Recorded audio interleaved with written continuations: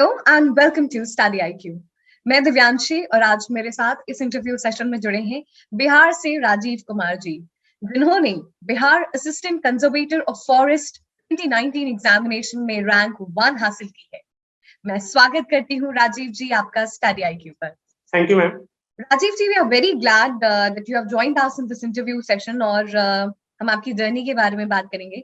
लेकिन सबसे पहले मैं आपसे जानना चाहूंगी कि आपने रैंक 1 हासिल की है इतने प्रेस्टिजियस एग्जामिनेशन में, how do you feel? Ma'am, जब रिजल्ट आई थी तो हमें बहुत ही अच्छा लगा था, क्योंकि मेरी जर्नी बहुत लंबी थी और हमें ऐसा एक्सपेक्टेड नहीं था कि 8 ही सीट थी टोटल सीट, और थोड़ा सा डर भी लग रहा था कि मेरा सिलेक्शन होगा या नहीं होगा। लेकिन फाइनली जब रिजल्ट आई तो हमें बहुत ही अच्छा लगा और मेरे जीवन का सबसे बेहतरीन पल था वो समय।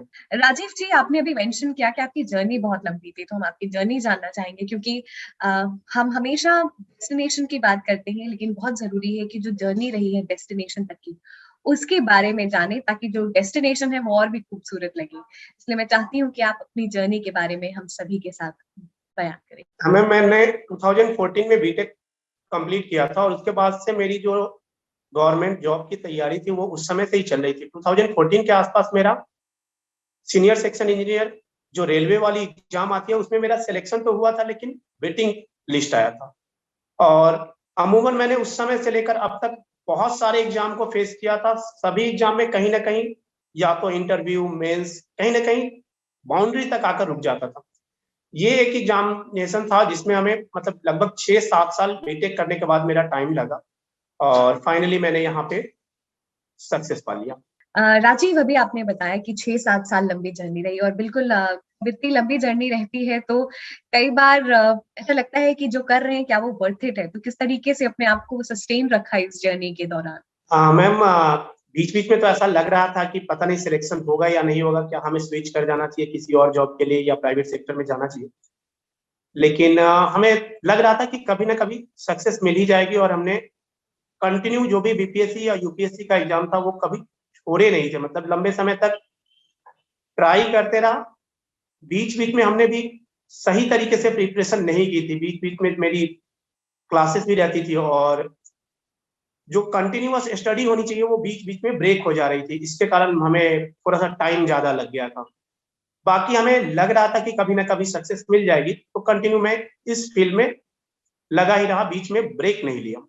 जैसे अभी राजीव ने बताया कि 6-7 साल लंबी जर्नी रही है, लेकिन सबसे इम्पोर्टेंट है कि एक विश्वास था कि हो जाएगा और सबसे इम्पोर्टेंट कि इंट्रोस्पेक्शन भी था कि क्यों नहीं हो रहा है। तो राजीव, चलिए अब इस एग्जामिनेशन की बात करते हैं। हमें इस एग्जामिनेशन के बारे में बताएं। मैम, जैसा कि यूपीएससी जो आईएफएस वाली एग्जाम लेती है, अलग अलग स्टेट में इसका पैटर्न अलग अलग होता है। जैसे बिहार में ऐसा है कि एक 2 पेपर ऑप्शनल सब्जेक्ट सेलेक्ट करने होते हैं, वो दोनों पेपर साइंस बैकग्राउंड की होनी चाहिए और जो रिक्वायरमेंट है वो बीटेक या फिर साइंस सब्जेक्ट से ग्रेजुएशन होनी चाहिए। बाकी जो इस पेपर में हमारे बिहार में है, वहां पे 2 ऑप्शनल सब्जेक्ट चुनने रहते हैं। वो 150 मार्क्स की होती है, टोटल 300 मार्क्स की होती है। और एक और पेपर होता है जो 50 मार्क्स के होते हैं, वो इन्वायरमेंट और फॉरेस्ट्री। 100 मार्क्स के क्वेश्चन ऑब्जेक्टिव ही होते हैं, वो जीएस पेपर होती है। जीएस पेपर मतलब जो जनरल नॉलेज, जनरल स्टडी और करंट अफेयर से रिलेटेड होते हैं। और 50 मार्क्स के इंटरव्यू होता है। टोटल मार्क्स के बेस पे मेरिट लिस्ट बनाई जाती है। राजीव, आपने एक पैटर्न बताया किस तरीके से एग्जामिनेशन होता है। अब हम एक एक करके बात करेंगे अलग अलग सेक्शंस की, तो हम पहले रिटन पार्ट से शुरुआत करते हैं। मैम, जो 2 पेपर थे, मैथमेटिक्स और फॉरेस्ट्री। मैथमेटिक्स तो मेरा स्टडी कंटिन्यूअस, जो मैंने जहाँ पे पढ़ा रहा था वहां पे फिजिक्स के कुछ सिलेबस से मैच कर जा रहे थे। और जो बीटेक का जो कुछ सिलेबस था इंडस्ट्रियल एंड प्रोडक्शन इंजीनियरिंग के, वहां से कुछ सिलेबस हमें मैच कर जा रही थी। तो मैथमेटिक्स में तो हमें बहुत ज्यादा एफर्ट लगाने की जरूरत नहीं थी। फॉरेस्ट्री एक पेपर था जो हमारे लिए नया था और इसके लिए मैंने एक बुक ली थी। उस बुक को जनरली 2 से 3 महीने मैंने बहुत अच्छे से स्टडी की थी और मेरा फॉरेस्ट्री में भी पेपर 1 और पेपर 2 में ठीक ठाक मार्क्स आ गए थे। अभी आपने मैथमेटिक्स और फिजिक्स के बारे में बताया, मैं फॉरेस्ट्री के बारे में जानना चाहूंगी। आपने एक रिसोर्स का मेंशन किया है, बट किस तरीके से एग्जामिनेशन की तैयारी करनी है, एग्जामिनेशन की डिमांड के हिसाब से तैयारी करनी है? मैम, फॉरेस्ट्री के लिए जो एक बुक आती है मणिक नंदन करके एक बुक है, वो बहुत फेमस बुक है। अमूमन मतलब मैक्सिमम लोग उस बुक को फॉलो करते हैं। और जो फॉरेस्ट्री के लिए कुछ चीजें हैं, जैसे ग्लोबल वार्मिंग या जो बेसिक चीजें हैं, मतलब बहुत ज्यादा टेक्निकल चीजों को छोड़ दे, जो कॉमन कॉमन चीजें हैं, मतलब जो बेसिक चीजें हैं, उनसे बहुत सारे क्वेश्चन मिले थे। जैसे हमें क्वेश्चन जो आया था ग्लोबल वार्मिंग से रिलेटेड क्वेश्चन आए थे कि ग्लोबल वार्मिंग का फॉरेस्ट कैसे कंट्रोल कर सकती है, या ग्लोबल वार्मिंग को मिटिगेट करने में फॉरेस्ट का जो कवरेज है या फॉरेस्ट डेंसिटी है वो कैसे हेल्प करती है। दूसरा क्वेश्चन था कि ज्वाइंट फॉरेस्ट मैनेजमेंट इंडिया के लिए कैसे बेनिफिट करेगी, मतलब इंडिया के लिए ज्वाइंट फॉरेस्ट मैनेजमेंट किस लेवल तक बेनिफिट होगी और एनजीओ की क्या भूमिका हो सकती है। एक क्वेश्चन और था कि एथनोबॉटनी का भारतीय परिप्रेक्ष्य में क्या यूज है। और कुछ क्वेश्चन ऐसे थे जैसे टेक्निकल क्वेश्चन थे, जैसे फॉरेस्ट वर्क प्लान क्या होती है, वो जनरली जो फॉरेस्ट्री सही तरीके से पढ़े वही लोग कर पाते हैं। लेकिन इसका जो कुछ सिलेबस कॉमन था, जो जनरली बहुत ज्यादा फॉरेस्ट्री से रिलेटेड ना हो, उन लोगों के लिए भी बेनिफिट होती है।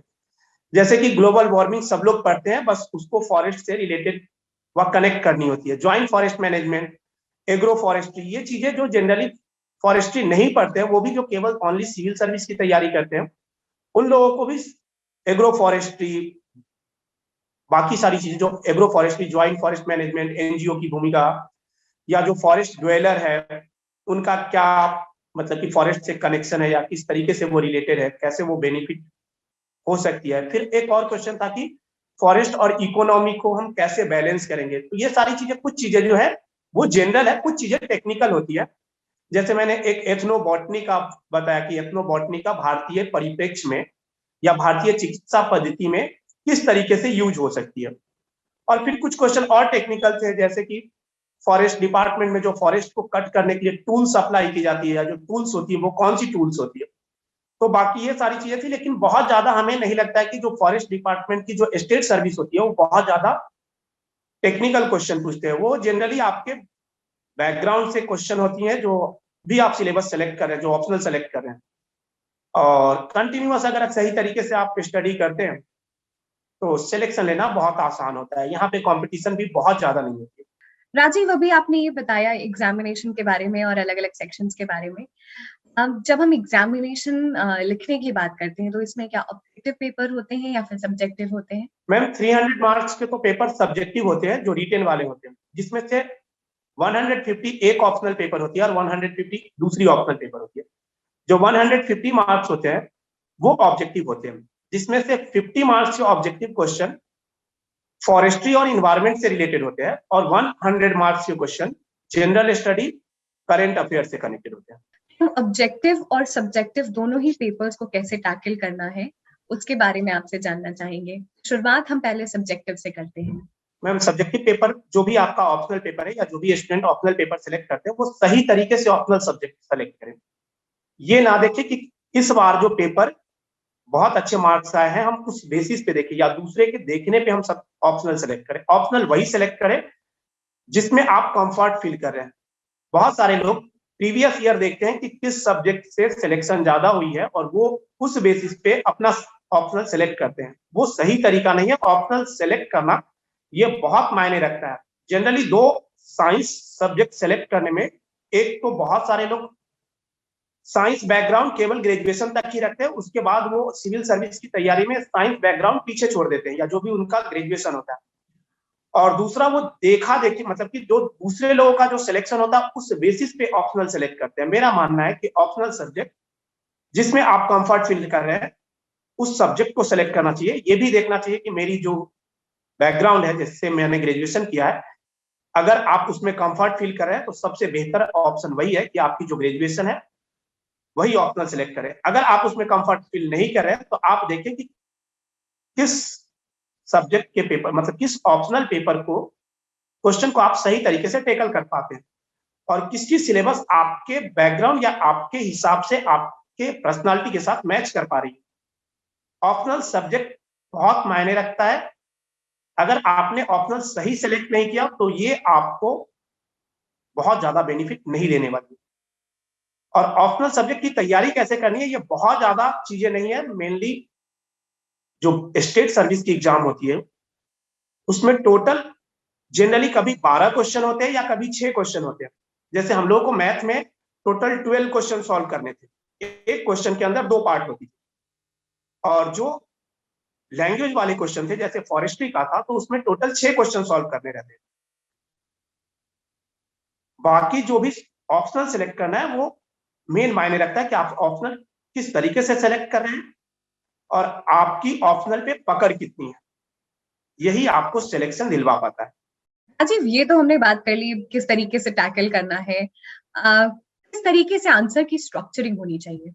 मैम, आंसर राइटिंग की जो कॉन्सेप्ट है या आंसर राइटिंग प्रैक्टिस है, वो डिपेंड करता है कि आपका ऑप्शनल क्या है। जैसे अगर किसी का ऑप्शनल मैथ, मैकेनिकल, इलेक्ट्रिकल या किसी इंजीनियरिंग बैकग्राउंड का है या फिजिक्स है, तो उनके लिए आंसर राइटिंग प्रैक्टिस मायने नहीं रखती है, उनके लिए कॉन्सेप्ट मायने रखती है कि आपने सारी चीजों को सही तरीके से पढ़ा है या नहीं। वही अगर लैंग्वेज वाली पेपर है, जैसे फॉरेस्ट्री है, बायोटेक मतलब बायोलॉजी है या एग्रीकल्चर है, इस तरीके की जो लैंग्वेज वाले क्वेश्चन है जिसमें कॉन्सेप्ट बहुत ज्यादा मायने नहीं रखता, उसकी आंसर राइटिंग प्रैक्टिस बहुत सही तरीके से होनी चाहिए। दूसरा, आंसर राइटिंग जो लैंग्वेज वाली पेपर है उसके लिए वर्ड लिमिट का बहुत मायने रखता है कि आप वर्ड लिमिट किस तरीके से कनेक्ट कर पाते हैं और कॉन्सेप्ट को कैसे कनेक्ट कर पाते हैं, क्योंकि क्वेश्चन जो होती है वो स्ट्रेट फॉरवर्ड नहीं होती है, वो क्वेश्चन को इस तरीके से मैनिपुलेट करते हैं या इस तरीके से कनेक्ट करते हैं कि आपकी जो भी कॉन्सेप्ट सब्जेक्ट की है उसका आप प्रैक्टिकल लाइफ में कैसे कनेक्ट कर पा रहे हैं। वही चीजें जब हम साइंस बैकग्राउंड का देखते हैं, जैसे जो मैथ, इंजीनियरिंग, केमिस्ट्री या जो फिजिक्स है, उन सब चीजों में कनेक्शन मायने नहीं रखती है, आपकी कॉन्सेप्ट मायने रखती है और आपने किस तरीके से क्वेश्चन को टैकल किया है। जैसे मैथ में जनरली सभी लोग सारे क्वेश्चन अटेम्प्ट भी नहीं कर पाते हैं, या मैकेनिकल, इलेक्ट्रिकल, इन सब चीजों में सारी क्वेश्चन भी अटेम्प्ट नहीं हो पाती है, क्योंकि एक तो कॉन्सेप्ट की कमी रहती है और पूरी सिलेबस सही तरीके से पढ़ा मतलब सही तरीके से स्टडी नहीं होने के कारण सिलेबस कंप्लीट नहीं हो पाती है और वो क्वेश्चन छूट जाते हैं।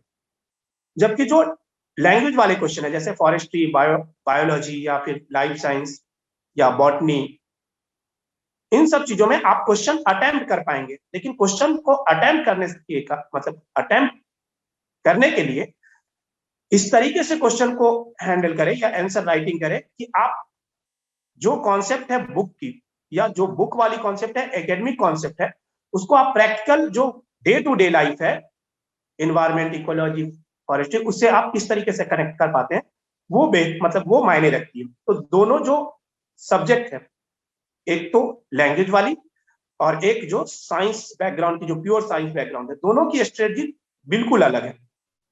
जो प्योर साइंस बैकग्राउंड का है या जो प्योर न्यूमेरिकल्स प्रॉब्लम क्या है, उसके लिए हमें ये मानना है, मतलब मेरा मानना है, तो उसको उस सब्जेक्ट को स्टडी करने के लिए आप पूरी कॉन्सेप्ट सही तरीके से पढ़े और पूरी सिलेबस कंप्लीट करें।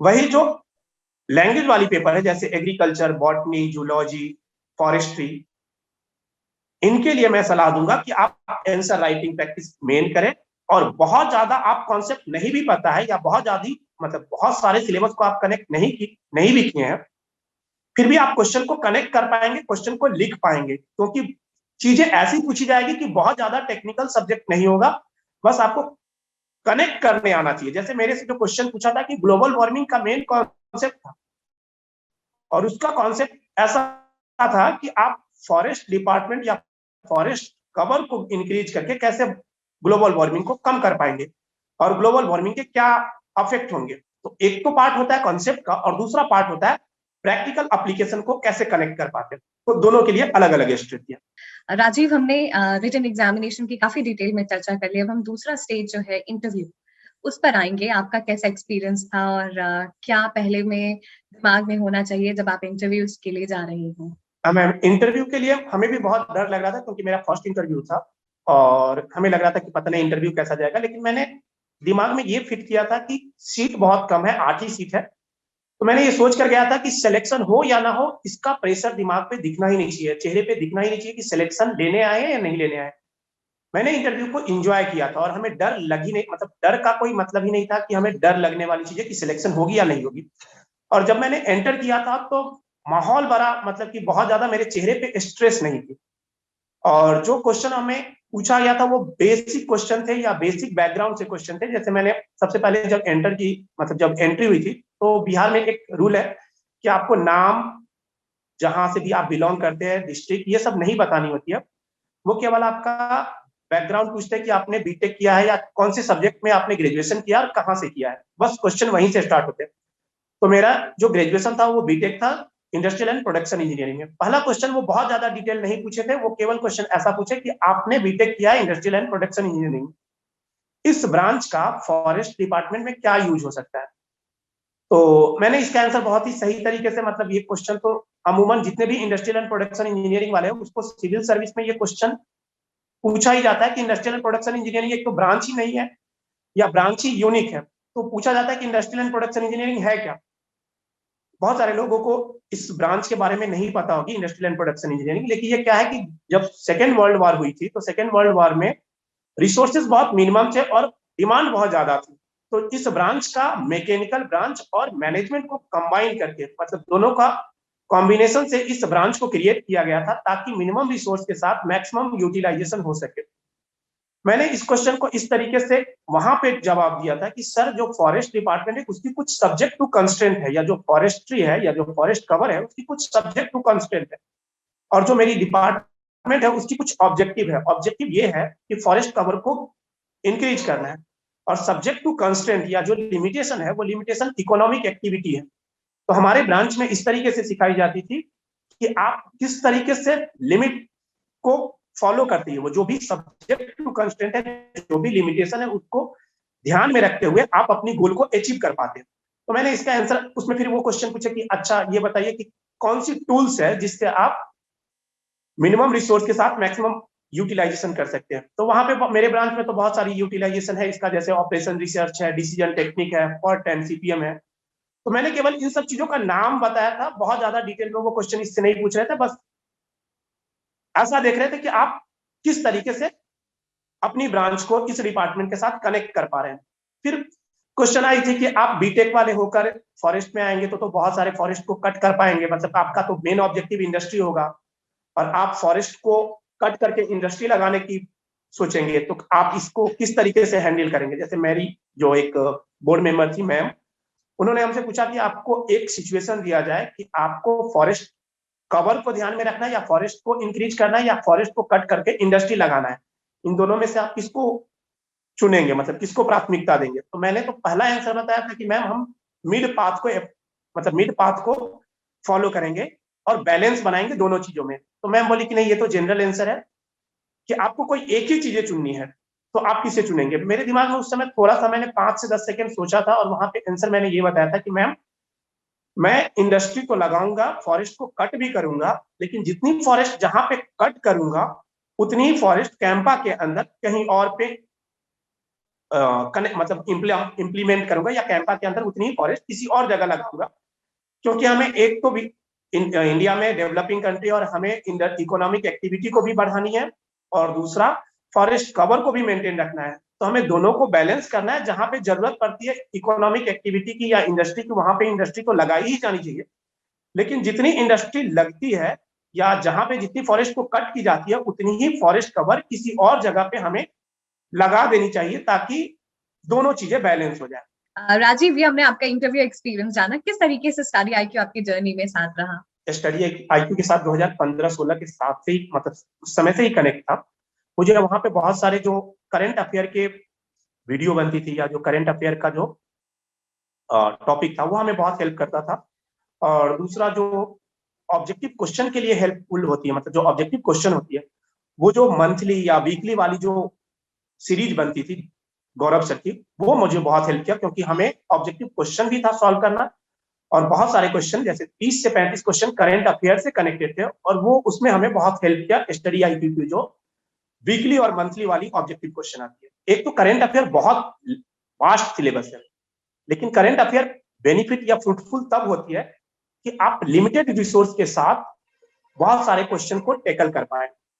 जो स्टडी IQ पे वीकली और मंथली करंट अफेयर थी उसका सबसे बेनिफिट ये है कि वो लिमिटेड या कॉम्पैक्ट नेचर की होती है, और वहां से अमूमन मैंने जनरली जितने भी एग्जाम थे अभी तक, या बैंकिंग, SSC या रेलवे, इवन मेरे BPSC का जो सिविल सर्विस का एग्जाम होता है वहां पे भी मैंने 4-5 बार प्रीलिम्स क्वालिफाई किया था, तो वहां पे भी सारे क्वेश्चन, मतलब maximum question 30 question current affair से आते हैं, और उसमें से हमें 20 से 25 क्वेश्चन स्टडी IQ के जो वीकली प्रोग्राम या जो मंथली प्रोग्राम होती थी वहां से मिल जाते थे। तो ये मेरे लिए सबसे बेनिफिट था, क्योंकि करंट अफेयर का जो क्वेश्चन है वो बहुत लेंदी सिलेबस होती है, बहुत वास्ट सिलेबस है, और आप हर जगह से पढ़ने जाए तो वो सारी चीजें आपके लिए फ्रूटफुल होगी नहीं, और सारी चीजें कवर करना बहुत ज्यादा पॉसिबल भी नहीं है। लेकिन जो मंथली या वीकली जो कॉम्पैक्ट नेचर की जो क्वेश्चन होती थी ऑब्जेक्टिव का, वो हमारे लिए बहुत ही बेनिफिट था। और मैं तो बोलूंगा कि जितने भी लोग बीपीएससी अभी 67 दे रहे हैं,